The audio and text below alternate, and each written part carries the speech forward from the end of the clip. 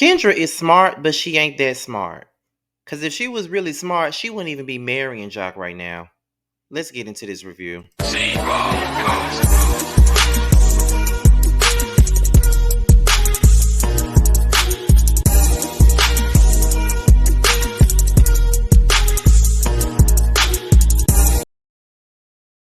What's going on, y'all? This be your boy Scotty by Nature TV, and we're here for a brand new review of Love and Hip Hop Atlanta Season 10. I think this is episode 15. Episode 15. We're here. Okay, we're here. This episode didn't really give a lot to me, but I'm not gonna give up on it just this quick. I mean, I felt like it was more of a filler. It wasn't as much as it didn't give me as much as last week did. But Love and Hip Hop has been on his last leg for a long damn time. And I'm really trying not to give up on it so fast. We just in episode 2. But before we get into the review, let me let you guys know what's coming up. Now, as you guys watch this, it is Tuesday. So be on the lookout for the Whether You Like It or Not reality TV panel tonight, which is Tuesday night, at 9:15 p.m. Eastern Time. It will be over on Josiah's World TV's channel, okay? Be sure to tune in for that. All right, Really B will not be in attendance, but she will be back next week, and it will be her turn to host next week. So be on the lookout for that. Now, hopefully, either Il Teddy, Leology, or who else was it? Or Reggie could be involved in this panel since Really B is not here, and they can sit in her spot. But I would probably prefer Leology, so Sakina won't be the only female up there. But she can hold her own with all of us males anyway.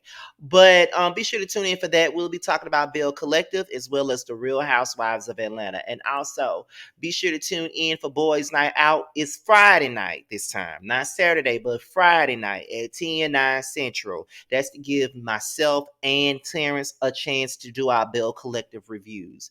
So be sure to tune in to Boys Night Out Friday night at 10/9 Central. This is a bi-weekly show, but we're coming back to back this time because next week would normally be the week that we will come back for a second episode. But since half of us ain't gonna be here, well, just about all of us ain't gonna be here actually. We decided to just go ahead and give y'all a second episode right away instead of having y'all wait 3 weeks for a second episode. You know what I'm saying? Slowing the season down. So we're gonna be back for episode 2 this Friday at 10/9 Central. Okay, so be on the lookout for that. All right, so that is all we got coming up this week. On the Scotty by Nature TV brand. Okay, so let's go ahead and get into this review, y'all. Let's go ahead and get into it. So it's this whole dinner that Spice threw, and we're still here from last week, okay? And it's just this meat mess. And I just think that this shit is messy as hell. And I just feel like when it comes down to Sierra, I just feel like if I was her and I was in this woman's wedding, and these folks sitting up here talking about this woman sitting up here saying that she done slept with this woman's future husband. She been doing it for years and all this other stuff. I would have got my shit and I would have left. Ain't no way in hell I would have sat there and listened to them sit up there and talk about this shit. I'm just saying I never would have done that. That's just me. I never would have done that because it's just messy. And Carly's just a miserable ass soul to me. She's always been very miserable. She likes to see other people's lives go into flames, and I just don't understand how somebody like her would ever want to do that when hers has gone into flames many a times. And it's like me to sitting up here saying I was with him here, there, this year, that year, this year, that year, all that other shit. And I'm just like, girl, is it really necessary? Like, do we really give a damn about whether or not you were sleeping with Jock or not? And it's like with Spice, she want to act as if, you know what I'm saying, like she didn't want this shit to come out, but she really did. And she was sitting up here trying to use Shakana as a ploy to get this shit together. As a matter of fact, if you're having a dinner, why is Mita even here? You already knew what it was. You knew this shit was gonna come about. Why even invite her? Because you did it so the shit could come out. That's just really the tea on this situation. And I'm not really here for it. And I'm not really here for Mita. Because why do we care that you slept with Jock all them damn years ago? At this point, he ain't claiming you. He ain't doing shit with you. He getting ready to get married to Kendra. So why the hell are you even out here trying to expose some shit that don't even matter? And Carly, why are you relishing in this shit anyway? Why are you relishing in this? Why are you happy about it? Like, what is the point? Carly is a miserable ass girl. I'm telling y'all, she is miserable as shit, especially with all the shit that she has gone through with all these different men that she has every damn season. I mean, it started with Benzino. She was with him season 1 and 2. Then she come back in season 3 and she with Jock. Then season 4, I don't even think she had a man season 4. She was still sitting up here mad and pressed over Jock. Season 5, she was out here running around with Life Jennings in season 5. Season 6, who was she with in season 6? I don't really remember because I don't think she had no man. She was still frolicking around with Jock. Season 7, she walking around here with Mo. 8, 9, she around here with Mo or whoever the hell she with. So it's like this girl would do anything to have a man for a storyline, and she relishes in other people's pain.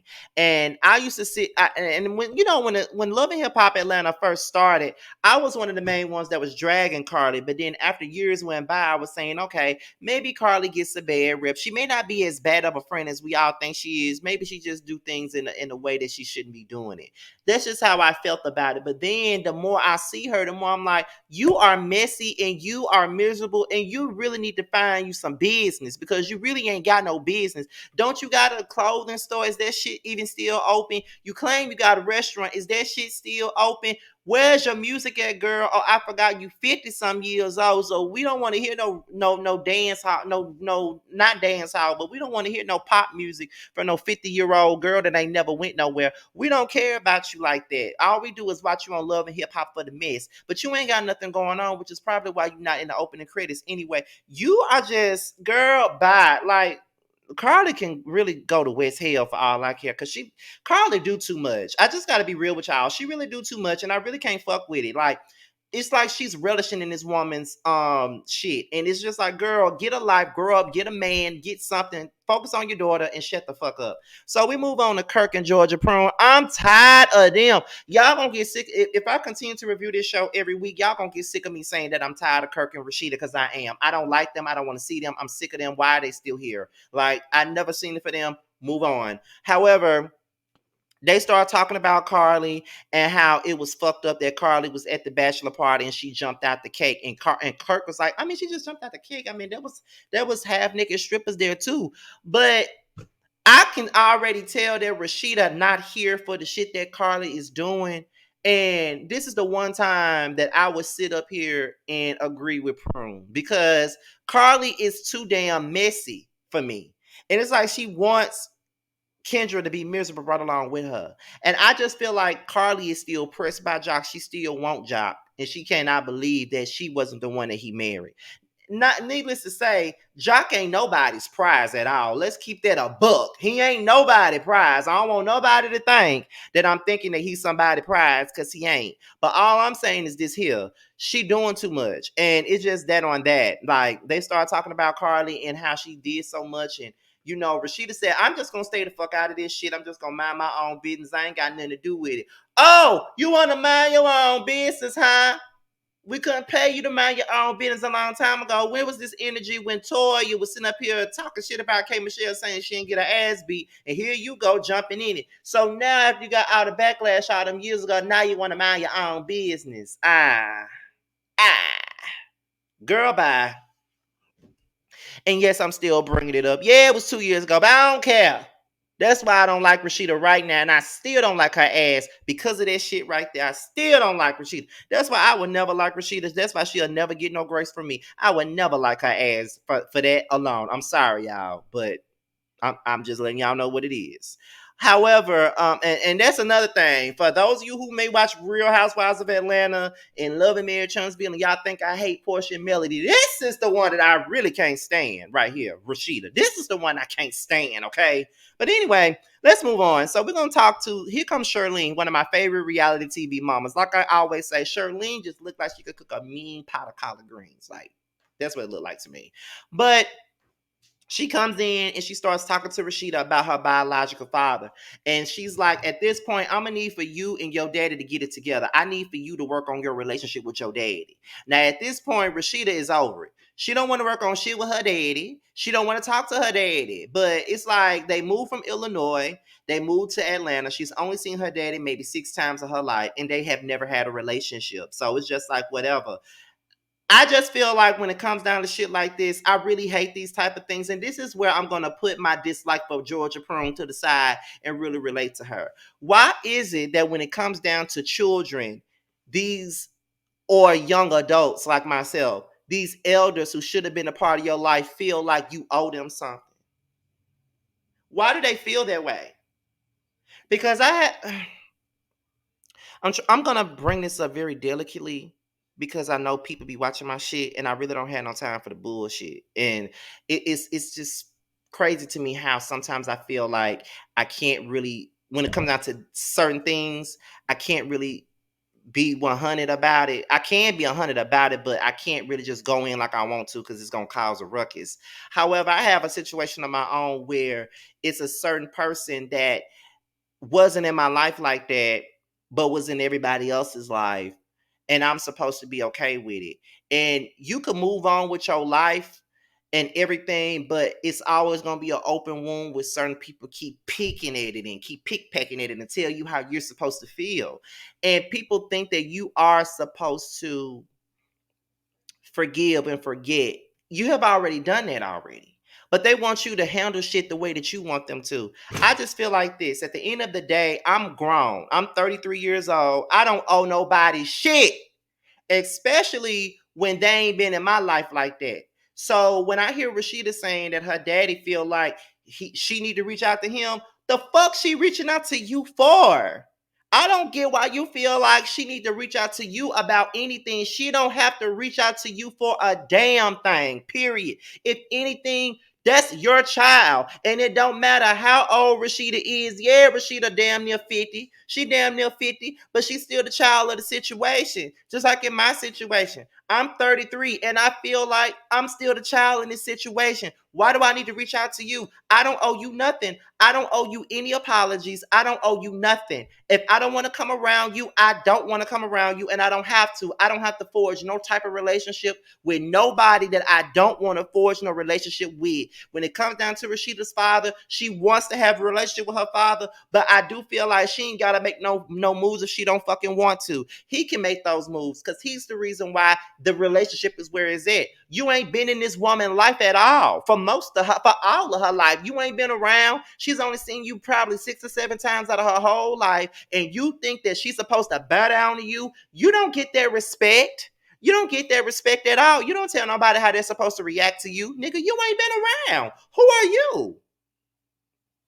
I hate parents and I hate grandparents that feel like you need to bow down to them because they're your mama, your daddy, your granddaddy, and your grandmama. I don't owe nobody nothing. Period. Especially if you have not been around for me. So if you ain't been around for me, move along. You don't tell me what to do. You don't tell me how to handle nothing. I handle shit the way I handle it because I handle it that way. And I handle you a certain type of way because you are the reason why we're in this situation to begin with. So with that being said, you can move the fuck on. That's how I see certain situations, honestly, y'all, because I hate it. I hate people like that. Don't tell me how I'm supposed to react to you and deal with you. Who the fuck are you? You ain't nobody. You're really not. You ain't nobody. That's how I be feeling about situations. I be like, girl, you ain't nobody. Who the fuck are you? You don't tell me what to do. You know what I mean? Like, nah. So I'm rooting for Prune to get her shit together with her daddy, but you know, it is what it is. Like I just feel like if he ain't trying to rock with you like that, you don't have to force nothing where it don't fit. Hell, my mama and my grandmother don't talk at all. My mama don't have no relationship with neither one of her parents. Okay, and that's just that on that. And that should tell you something. So then we get into Jock and Cena. Now, Cena says that she feels like their relationship is in a bad place at this point, and she's upset because Kendra DM'd her about the kids being flower girls, and Cena mad because Jock has not told her that he's getting married. Now, I do think that Jock should have told his kids more so than Cena that he's getting married. That's true. Now, are you really? Because listen, I'm just gonna be honest now. Because from what we've seen to Cena, she do be holding a torch for Jock, a torch that she don't want to let go of. So, are you really mad that he didn't tell you or to tell you that he's married for the sake of the kids, or are you mad because he's still pumping on you and he get married and you didn't know about it? Is that what it is? Is that what it is? Because you had a lot of passion in this argument. Now, that's not saying Jock is without fault, because that's a fucked up way to find out you get married when their future stepmama is writing the baby mama on Instagram asking, could your kids be the flower girl? And you have no idea that they're getting married. That's true. But Cena is questionable to me. And I just think that at the end of the day, like, I feel like she got another agenda, and that's just what it is. She got another agenda. So in a way, I just feel like she mad because he get married. Because Cena always wanted her family back together, child. That's what she's always wanted. And she ain't never got it. And I feel like she don't want Jock to get married to Kendra. That's just me, and that's just how I feel about the situation. I'm just saying. So we're gonna move on, and we're gonna go into Yandy. Every time I see Yandy, I'll be like, girl, go back to Love and Hip Hop New York. We don't need you here. Go on back over there. Like, girl, go on. She's talking about the kids, she getting the kids together, they all in a good place, Infinity, going to college, all of that good stuff, whatever. I don't care. Her business, Yale, is doing great. She opening up another restaurant next door to the place. So yeah, that's great, whatever. We don't care. Her mama was in a fatal car accident, and she FaceTimed her mama. It's gonna be a year before she really gets on her feet, and it's gonna take her 6 months before she's able to walk again. And I thought that was a lot. That is definitely a lot. I see why Yandy is stressed the fuck out, because I would be too. Because her mom is her backbone, her centerpiece, and every damn thing else. So I understand where she's coming from. Because I feel the same damn way if that was my mama. So I definitely understand that. But that was really all that we got from Yandy on this particular episode. So we get into Spice. She's packing up. She's getting ready to go to New York for some album promotion. Mita pretty much submitted her album for the Grammy, so she can, get nominated and stuff like that. And she thanks Mita for that. She feels like Mita is a supportive friend and shit like that.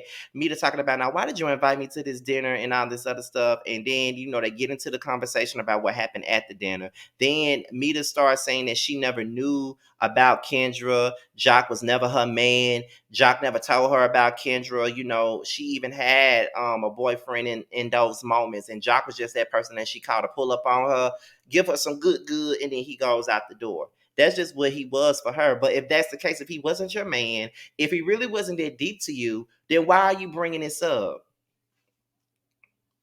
Because honestly, because I have had certain situations where there was a man that was in my life and I was only sleeping with him.